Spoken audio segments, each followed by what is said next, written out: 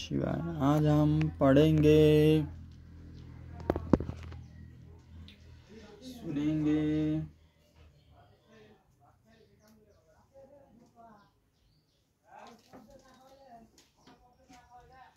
शिव पार्वती के विवाह का आरंभ। हिमालय के द्वारा शिव के गोत्र के विषय में प्रश्न होने पर नारद जी के द्वारा उत्तर हिमालय का कन्यादान करके शिव के दहेज देना तथा शिव का अभिषेक ब्रह्मा जी कहते नारद। इसी समय वहाँ गंगाचार्य से प्रेरित हो मेना सहित हिमवान ने कन्यादान का कार्य आरंभ किया। उस समय वस्त्रभूषणों से विभूषित महाभागा सेना मेना सोने का कलश लिए पति हिमवान के दाहिने भाग में बैठी। तत्पश्चात पुरोहित सहित हर्ष से भरे हुए शैलराज ने पाद्य आदि के द्वारा वर का पूजन करके वस्त्र चंदन और आभूषणों द्वारा उनका वरण किया। इसके बाद हिमाचल ने ब्राह्मणों से कहा, आप लोग तिथि आदि के कीर्तन पूर्वक कन्यादान के संकल्प वाक्य का प्रयोग बोले।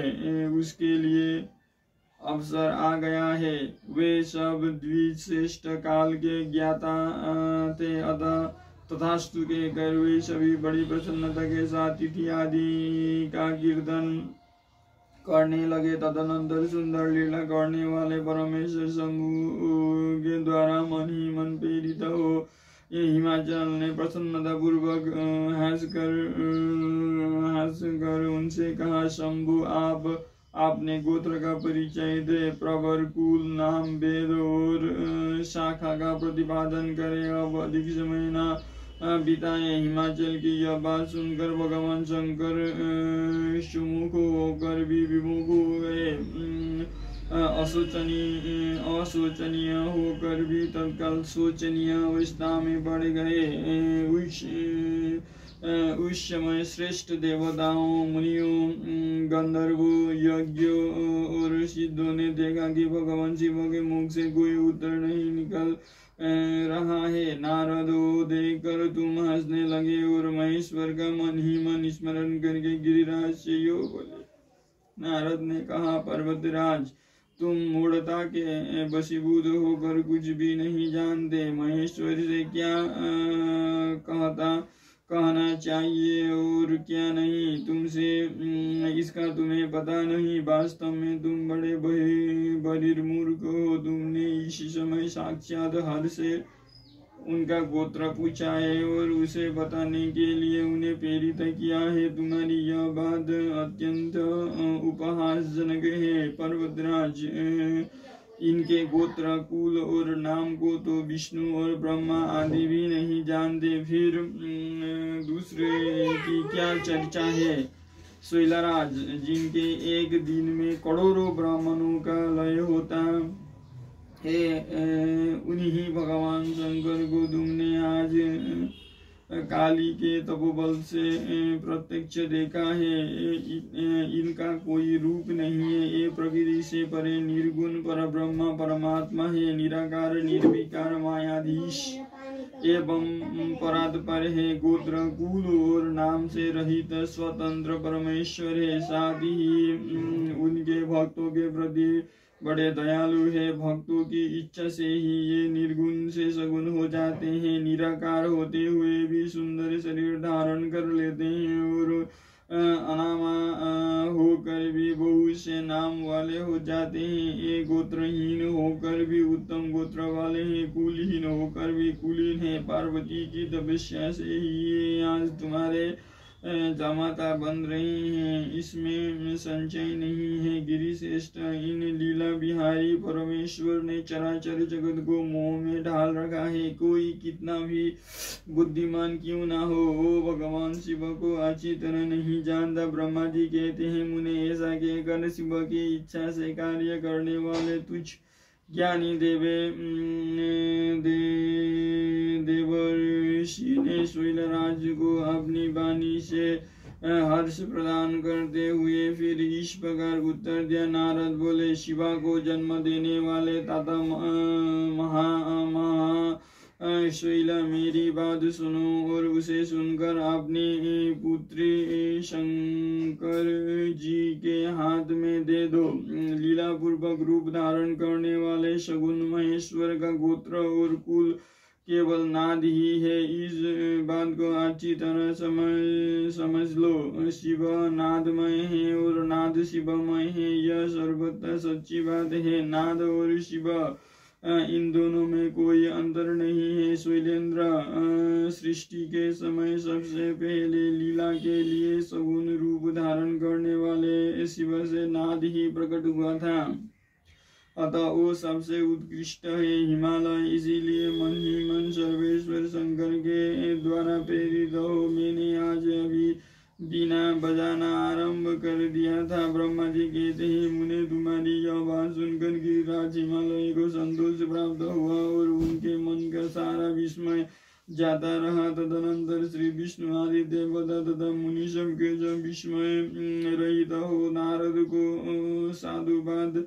देने लगे। महेश्वर की गंभीरता जानकर सभी विद्वान आश्चर्यचकित हो बड़ी प्रसन्नता के साथ परस्पर बोले, हो जिनकी आज्ञा से इस विशाल जगत का प्राकट्य हुआ है, जो परात्पर तर आत्मबोध स्वरूप स्वतंत्र लीला करने वाले तथा उत्तम भाव से ही जानने योग्य है, उन त्रिलोकनाथ भगवान शंभु का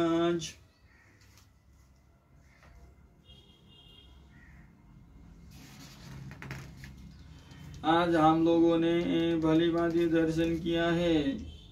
तदनंतर हिमालय ने विधि के द्वारा प्रेरित हो भगवान शिव को अपनी कन्या का दान कर दिया। कन्या दान करते समय वे बोले, इमाम कन्याम तुभ्यमः ददामि परमेश्वर भार्यार्थ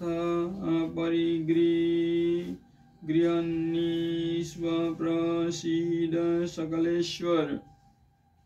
परमेश्वर, मैं अपनी यह कन्या आपको देता हूँ, आप इसे अपनी पत्नी बनाने के लिए ग्रहण करें। सर्वेश्वर, इस कन्यादान से आप संतुष्ट हो। इस मंत्र का उच्चारण करके हिमाचल ने अपनी पुत्री त्रिलोक जननी पार्वती को उन महान देवता रुद्र के हाथ में दे दिया। इस प्रकार शिव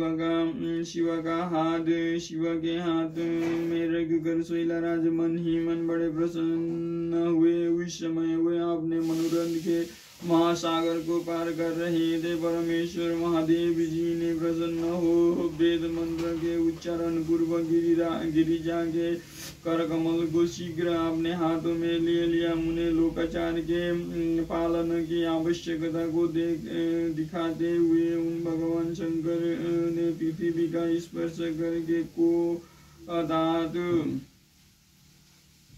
विवाह में कन्या प्रतिग्रह के पश्चात वर इस काम स्तुति का पाठ करता है। पूरा मंत्र इस प्रकार है, को अदा कस्मा अदा कामो अदात कामो यदात कामो दाता कामं प्रतिग्रहीता कामयितन्ते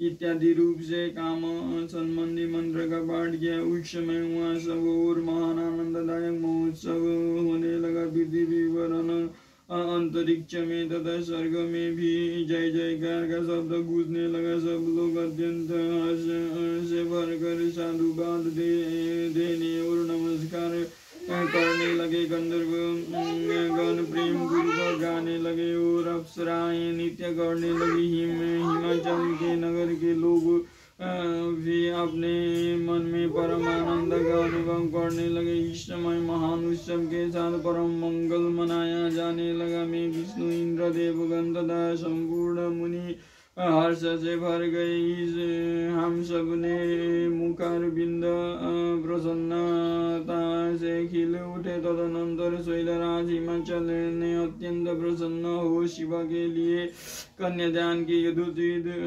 सांगता प्रदान की। तत्पश्चात उनके बंधुजनों ने भक्ति पूर्वक शिव का पूजन करके नाना विधि विधान से भगवान शिव को उत्तम द्रव्य समर्पित किया। हिमालय ने दहेज में अनेक प्रकार के द्रव्य, रत्न पात्र, 1 लाख सुसज्जित गोए, 1 लाख सजे सजाए घोड़े, करोड़ हाथी और उतने ही सुवर्ण जटित रथ आदि वस्तुएं दी। इस प्रकार परमात्मा शिव को विधि पूर्वक अपनी पुत्री कन्या